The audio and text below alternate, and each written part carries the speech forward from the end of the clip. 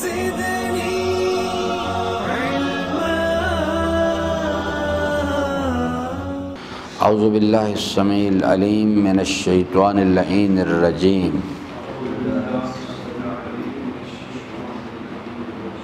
بسم اللہ الرحمن الرحیم.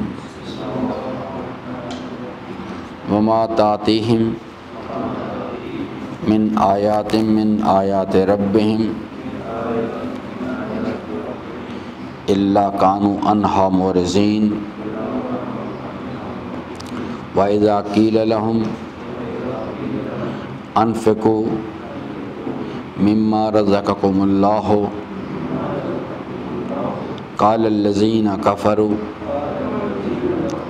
لِلَّذِينَ آمَنُوا أَنُطْعِمُ مَنْ لَوْ يَشَاءُ اللَّهُ أَطْعَمَهُ إِنْ أَنْتُمْ إلا فی ضلال مبین. وَيَقُولُونَ مَتَى هَذَا الْوَعْدُ إِن كُنتُمْ صَادِقِينَ. مَا يَنظُرُونَ إِلَّا صَيْحَةً وَاحِدَةً تَأْخُذُهُمْ وَهُمْ يَخِصِّمُونَ فَلَا يَسْتَطِيعُونَ توصیۃً ولا الی اہلہم یرجعون. صدق اللہ مولانا العظیم وصدق رسولہ الکریم وصلی اللہ علی سیدنا و نبینا محمد وآلہ الطاہرین. ربی اشرح لی صدری ویسر لی امری واحلل عقدۃ من لسانی یفقہوا قولی. حضرات محترم، ان کا ان آیات مبارکہ کا ترجمہ جو ہے وہ یہ ہے کہ آیہ مبارکہ نمبر 46 وَمَا تَأْتِيهِم مِّنْ آیَاتِ رَبِّهِمْ إِلَّا كَانُوا عَنْهَا مُعْرِضِينَ. یہ وہ لوگ جو اہل غفلت ہیں، ان کی جو بیہیویئر ہے اس کو اللہ تعالیٰ بیان فرما رہا ہے کہ جب کبھی بھی ایسا ہوا، یہ تاریخ میں غفلت کی بیماری ہر زمانے میں ہے. آج کل تو یہ بہت ہی زیادہ اس کا پرابلم ہے. تو جب اللہ تعالیٰ فرماتے ہیں وما تأتیہم، جب کبھی ایسا ہوا کہ ہمارے یعنی جو لوگ ہیں ہمارے پیغمبران، ہم نے ان کو بھیجا اور ان سے کہا کہ ہمارا پیغام ان تک پہنچائیں، تو وہ لوگ جو غفلت کی بیماری میں مبتلا تھے انہوں نے کیا رد عمل ظاہر کیا؟ الا کانوا عنہا معرضین، بجائے اس کے کہ وہ اس کو قبول کرتے، یہ اس پہ غور و فکر کرتے، انہوں نے اس کو قبول کرنے سے انکار کیا، اس سے اعراض کیا، اس کو عملی زندگی میں اس پر منفی رد عمل ظاہر کیا. وَإِذَا قِيلَ لَهُمْ أَنفِقُوا، اللہ تعالیٰ فرماتا ہے کہ جب ان سے کہا جاتا تھا یا ان سے کہا جاتا ہے کہ آپ انفاق کریں، مما رزقکم اللہ، وہ رزق جو اللہ نے آپ کو دیے، آپ کو نعمت مال دی ہے، آپ کو اقتدار دی ہے، آپ کو شہرت دی ہے یا دیگر علم عطا کی ہے، آپ اس کی زکوٰۃ نکالیں، آپ اس میں سے لوگوں کے کام آئیں، اس کو تقسیم کریں لوگوں کے درمیان. قال الذین کفروا، تو وہ لوگ جو کہ اس نظریے کا انکار کرتے ہیں کہ الحمدللہ رب العالمین، اس نظریے کا انکار کرنے والے لوگ ہیں، چاہے وہ زباناً انکار کریں، اور بعض اوقات انکار کی شکل یہ ہوتی ہے کہ وہ زباناً اقرار کرتے ہیں مگر قلبی طور پہ چونکہ یقین ان کے پاس نہیں ہوتا تو اس لیے عمل کی منزل میں آ کے اس سے انکار کرتے. دونوں گروہوں کو خطاب کیا گیا. قال الذین کفروا، تو وہ لوگ جو کہ انکار کرنے والے لوگ ہیں، للذین آمنوا، وہ صاحبان، جب ان سے صاحبان ایمان کہتے ہیں کہ بھئی اللہ تعالیٰ نے آپ کو امکانات دیے ہیں، آپ اس کو تقسیم کریں اور لوگوں کے کام آئیں، اس میں انفاق فی سبیل اللہ کریں. تو وہ لوگ جو کہ اس نظریے کا انکار کرتے ہیں کہ الحمدللہ رب العالمین، وہ لوگ جو ہیں صاحبان ایمان کو جواب میں یہ بات کہتے ہیں انطعم من لو شاء اللہ اطعمہ، کہ آپ تو کہتے ہیں کہ الحمدللہ رب العالمین، اللہ عالمین کا رب ہے، تو آپ ہم سے کہتے ہیں کہ ہم اپنے مال میں سے انفاق کریں، ان کو کھانے کھلائیں، ان کے کام آئیں، ان کی مشکلات کو دور کریں. تو اگر کیا آپ اللہ تبارک و تعالیٰ چاہتا تو وہ ان کو کھانا کیوں نہیں کھلاتا؟ اللہ تعالیٰ فرماتے ان انتم الا فی ضلال مبین، بلکہ آگے کہتے ہیں آگے کہ آپ لوگ جو ہیں وہ جو اہل کفر ہیں، وہ لوگ جو سیلف سینٹرڈ لوگ ہیں، جو اس نظریے کا اعتقاد نہیں رکھتے، وہ آگے مذاق اڑاتے ہیں، تمسخر کرتے ہیں اور کہتے ہیں کہ آپ لوگ کھلی کھلی گمراہی میں مبتلا ہو۔ صاحبان ایمان کو کہتے ہیں کہ آپ کھلی کھلی گمراہی میں مبتلا ہو چکے ہیں۔ یہ چیز جو ابتدائی طور پہ بھی میں نے آپ کی خدمت میں عرض کی تھی، اس چیز کو، یہ چیز جو ہے یہ وہ لوگ ہیں، یہ بھی اہل کفر ہیں جن کا ذکر سورہ بقرہ میں کیا گیا ہے۔ یہ آیہ مبارکہ نمبر جو 8، 9، 10، 11، 12 اللہ تعالیٰ فرماتا ہے کہ یخادعون اللہ والذین آمنوا، یہ لوگ دھوکہ دینا چاہتے ہیں، یہ ظاہری طور پر باتیں کرتے ہیں کہ لا الہ الا اللہ، لبیک یا حسین، ساری لیکن یہ اصل میں ان کے قلوب یقین سے خالی ہیں، ان کو اس قسم کا ان کے پاس کوئی نظریہ نہیں۔ یہ لوگ دھوکہ دینے بھائی، یہ چیٹر لوگ ہیں، دھوکے باز ہیں، فراڈ کرتے ہیں، یہ ایمان کے جو نعرے لگاتے ہیں، کلیم کر رہے ہیں۔ وما یخدعون الا انفسهم، اپنے ان باتوں کے ذریعے سے اللہ کو دھوکہ دینا چاہتے ہیں، اور صاحبان ایمان کو یہ کسی کو دھوکہ نہیں دے پاتے، اپنے آپ کو دھوکہ دے رہے ہیں۔ وما یشعرون، اور فی قلوبہم مرض، ان کے دلوں میں شک کی بیماری ہے۔ فزادہم اللہ مرضا، اور دنیا کی محبت میں مبتلا ہیں، پس اللہ تعالیٰ فرماتا ہے ہم نے ان کی بیماری کو اور بڑھا دیا ہے۔ وَلَهُمْ عَذَابٌ علیم، اور ان کے لیے ہم نے ایک عذاب علیم تیار کر رکھا ہے۔ بما کانوا یکذبون، اس لیے کہ جو ایمان کے دعوے کرتے ہیں، اس میں چونکہ جھوٹ بولتے ہیں، تو اس جھوٹ کے سبب اور اس غلط کردار کے سبب ان کے لیے عذاب علیم ہے۔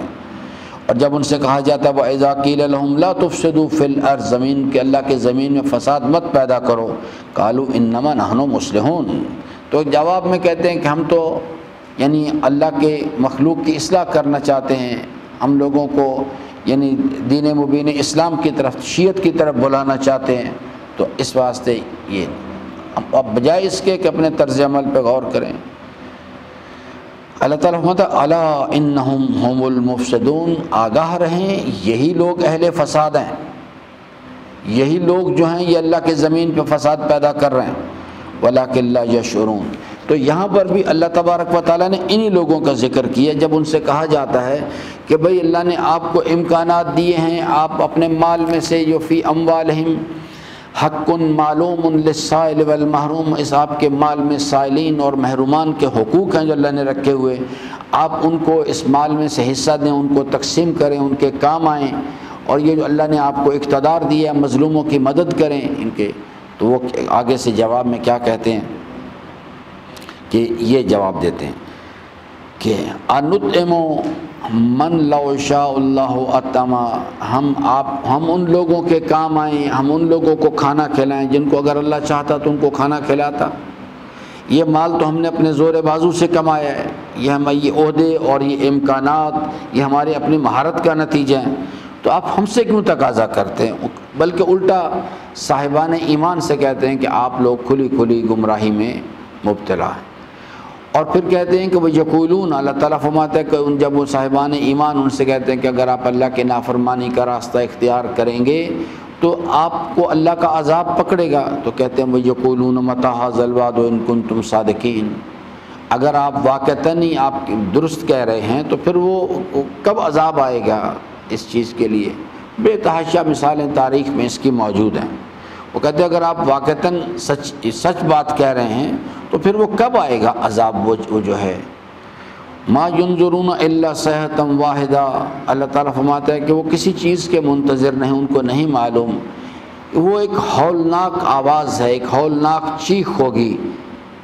تاخذہم، جو اچانک آئے گی اور ان کو پکڑ لے گی آ کے، وہم یخصمون، اور وہ آپس میں جھگڑ رہے ہوں گے، فلا یستطیعون توصیۃ، اور جب وہ پکڑ ان پر آئے گی تو اس وقت وہ ان کو مہلت نہیں ملے گی، پھر وہ نہ کوئی وصیت کر سکیں گے۔ اور وہ لوگ جو ہیں دونوں کیفیات ہیں، دنیا کے اندر بھی موت بھی اسی طرح سے آتی ہے عزیزان، کہ اہل دنیا جو ہیں وہ اس کے اندر گم ہوتے ہیں اور وہ اچانک ان کے سر پہ آ کے کھڑی ہو جاتی ہے، اور اسی طرح روز قیامت بھی اسی طرح سے آئے گا کہ لوگ جو ہیں وہ اپنی دنیا کے اندر مست ہوں گے اور پھر وہ اچانک جو ہے جس اللہ تعالیٰ فرمائے گا ما ینظرون الا صیحۃ واحدہ، وہ کسی اور چیز کا انتظار نہیں کر رہے وہ، بلکہ وہ ایک یعنی ایک ہولناک آواز ہے، ایک چیخ ہے جو ہوگی، تاخذہم جو اچانک آئے گی ان کو پکڑ لے گی،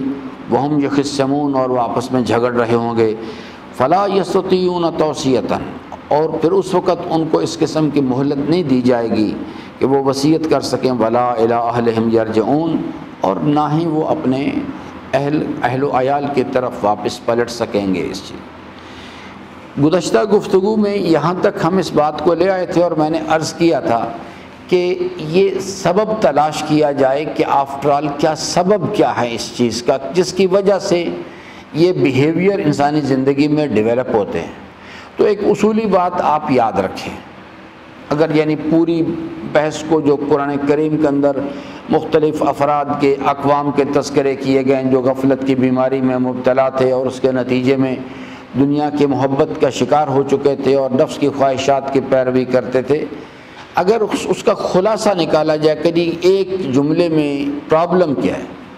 تو میرے عزیزان امیر المومنین کا فرمان گرامی اول الدین معرفت ہو،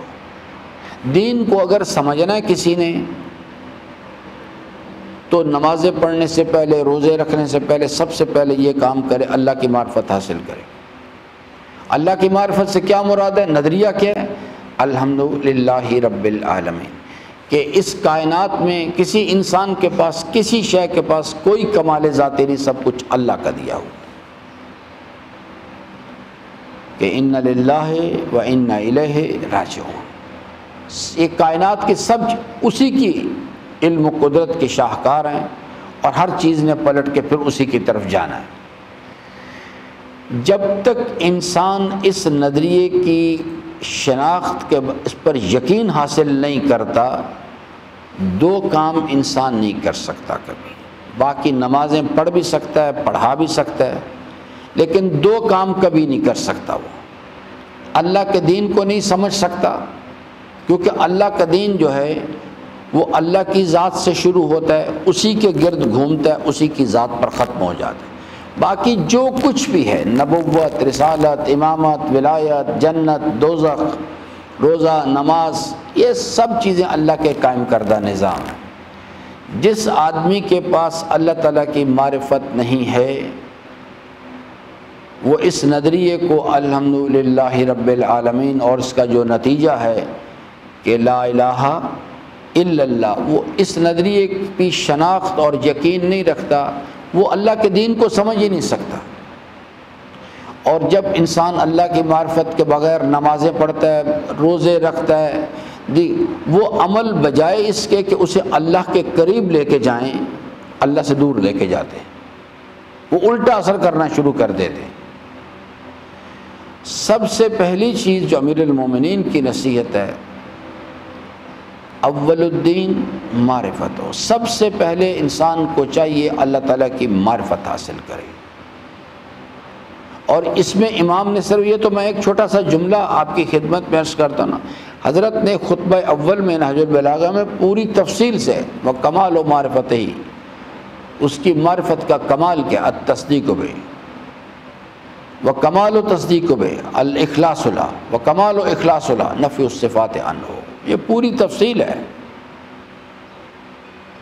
لیکن چونکہ ہمارے معاشرے جو ہیں ان باتوں سے بہت دور چلے گئے ہوئے ہیں۔ سب سے پہلی چیز ہے، اس لیے پرابلم ہے کیونکہ انسانی زندگی کے اندر جتنے کمالات ہیں سب کے سب اللہ سے رابطے کا نتیجہ ہیں۔ شجاعت ہے، عدالت ہے، شرم و حیا ہے، عفت، سب اللہ سے رابطے کا نتیجہ ہے۔ اور جتنی صفات رذیلہ ہیں سب اللہ سے رابطہ کٹ جانے کا نتیجہ ہے، کہ انسان کا یا تو رابطہ کمزور پڑتا ہے۔ سارا پرابلم جو ہے وہ ایک جملے کے اندر ہے کہ جب افراد ہوں یا معاشرے ہوں، ان کا اللہ تعالیٰ کے ساتھ ایمان کا رابطہ، کیونکہ معرفت کا نتیجہ ایمان ہوتا ہے، جب وہ رابطہ کمزور پڑ جاتا ہے یا کٹ جاتا ہے تو پھر یہ پاکستان بن جاتا ہے، یہ جو کچھ اس وقت یہاں پہ ہو رہا ہے۔ نمازیں بھی پڑھے چلے جا رہے ہیں، عمرے بھی کیے چلے جا رہے ہیں، لیکن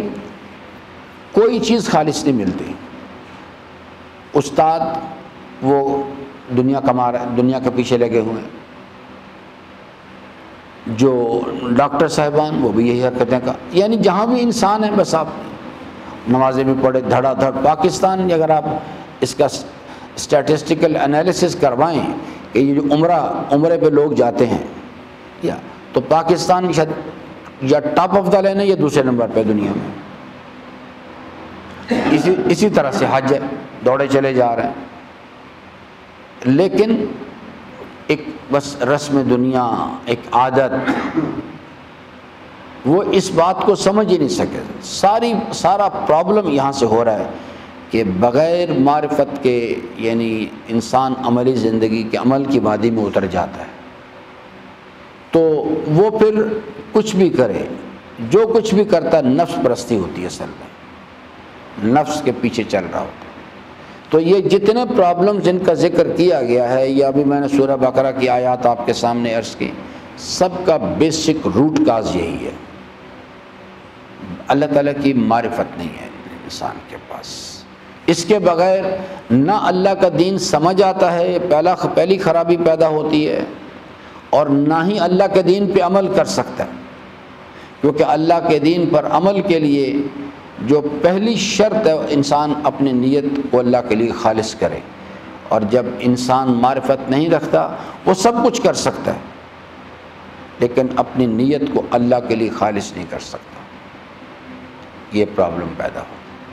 تو خلاصہ اس کا جو اس پوری بحث کا وہ یہی عزیزان کہ انسان جو ہے وہ یہ پرابلم اس لیے پیدا ہو رہے ہیں کہ انسان کا اللہ کے ساتھ رابطہ کٹ گیا ہوا ہے. یہ وجوہات ہیں جس کی وجہ سے یہ سارے مسائل جو ہیں پیدا ہو رہے ہیں. جب انسان جو ہے وہ یہ نہیں کہ میں کو تصوراتی کہانی آپ کے سامنے بیان کر رہا ہوں، جو شخص بھی جب اسے یہ بات سمجھ آ جاتی ہے وہ اللہ تعالیٰ کی معرفت کو حاصل کرتا ہے، خود اس کے ضمیر کی عدالت اسے بتاتی، خود فیصلہ کر کہ میں جو کچھ اب سے پہلے کر رہا تھا سب اشتباہ تھا، سب میری غلط فہمی تھی. اب ایک چھوٹا سا ایک فارمولہ آپ کو بتا دوں جس سے انسان اپنا محاسبہ کر سکتا ہے. کوئی بھی عمل کر لیں، کوئی بھی عمل کریں، نماز، روزہ، حج، زکوٰۃ، خمس، اگر عمل کرنے کے بعد اپنے اندر دیکھیں، اگر میرا روزہ جو ہے، میری نماز جو ہے میرے اندر یہ احساس پیدا کر رہی ہے کہ میں نمازی ہوں، میں درجہ اول کا مسلمان ہوں، اور دوسرے لوگ جو ہیں جو نماز نہیں پڑھتے یا وہ اس میں کمزور ہیں، وہ درجہ دوئم کے انسان، انا خیر من ہو، میں ان سے سپیریئر ہوں، بس سمجھ لیں کہ وہ نماز بھی اشتباہ ہے اور وہ نماز آ کے الٹا اثر کر رہی ہے، ادر وے راؤنڈ جا رہی ہے. کیونکہ جب انسان کوئی بھی اعمال صالحہ میں سے عمل بجا لاتا ہے تو اس کے جو ثواب انسان کو ملتے ہیں ان میں سے ایک ثواب یہ ہے کہ انسان کے اندر عاجزی میں اضافہ ہوتا ہے. اگر میری نماز یا میرا روزہ یا دیگر کوئی بھی اعمال ہیں، خمس ہے، زکوٰۃ ہے، صدقات واجبہ ہیں، صدقات مستحبہ ہیں، اس کو یعنی بجا لانے کے بعد میرے اندر جو رد عمل آ رہے ہیں وہ اس میں سے یہ چیز ہے کہ میں سپیریئر ہوں، یہ دوسرے درجے کے ہیں. یہ یعنی انسان کے اندر آرزو ہو کہ لوگوں کو پتہ لگے کہ میں نمازی ہوں، لوگوں کو پتہ لگے کہ میں خمس ادا کرتا ہوں. اس کا مطلب ہے کہ ابھی میں نے اپنے اندر کی ٹیوننگ نہیں کی ہوئی. یہ پہلی اس چیز کے بغیر معرفت کے جب انسان عمل کرتا ہے وہ انسان کے اندر خود پسندی پیدا کرتا ہے، انانیت پیدا کرتا ہے. جب معرفت کے ساتھ کرتا ہے وہی عمل انسان کے اندر، اس کے اندر کانسیپٹ ہی نہیں ہوتا، لا نرید منکم جزاء ولا شکورا، وہ کبھی سوچتے بھی نہیں ان چیزوں کے بارے میں، ان کے اندر عاجزی پیدا ہوتی ہے. یہ ٹیسٹ ہے. دوسری چیز یہ ہے کہ جب انسان کے پاس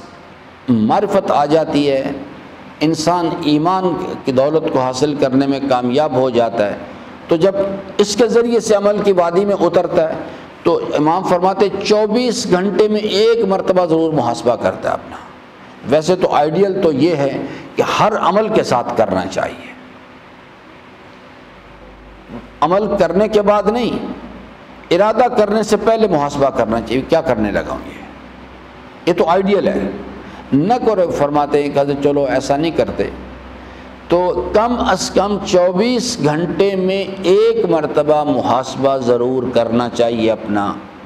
کیا کھویا اور کیا پایا۔ پوری تفصیل امام نے بتائی کیسے کرنا ہے محاسبہ۔ اگر ایک دن گزر جائے، 2 دن گزر جائیں، 3 دن، ہفتے، پھر مہینے، پھر سال، تو سمجھ لیں کہ یہ جو کچھ مثال کے طور پہ میں یہ نماز ہی پڑھا رہا ہوں یہاں پہ، لیکن میں کبھی محاسبہ ہی نہیں کرتا، اس کا مطلب ہے کہ یہ سب ایک عادت ہے، بس پھر ایک عادت ہے جس کو پورا کیا جا رہا ہے۔ تو یہ پرابلم سارے جو ہیں جس کا ذکر یہاں قرآن کریم میں اللہ تعالیٰ ارشاد فرما رہا ہے کہ جب ان سے کہا جاتا ہے آپ انفاق کریں، تو چونکہ ان کے پاس کانسیپٹ یہ نہیں کہ الحمدللہ رب العالمین، کہ یہ ہماری مہارت کا نتیجہ نہیں، میری ذہانت کا نتیجہ نہیں، بلکہ اللہ کی مہربانی ہے، اس کے پاس یہ کانسیپٹ ہی نہیں، وہ سمجھتا ہے یہ میری مہارت کا نتیجہ ہے، اس واسطے یہ جواب آتے ہیں۔ ہم کیوں کریں بھائی، ہم کیوں کریں اس چیز کو؟ مختلف قسم کے، یعنی میرے ساتھ لوگ سفر کرتے ہیں، میں کہتا ہوں اس کو پیسے دے دو بھی، کہتے ہیں مولانا صاحب یہ لوگ پروفیشنل ہیں۔ میں کہ اگر پروفیشنل نہ ہوا پھر اس کا بھی تو امکان ہے، ہمارے پاس کون سی سند ہے، ہم نے کون سا اس کے اندر اتر کے دیکھا ہے؟ میں کہتا ہوں اس کو دے دو بھی، پیسے دے دو۔ کہتے ہیں نہیں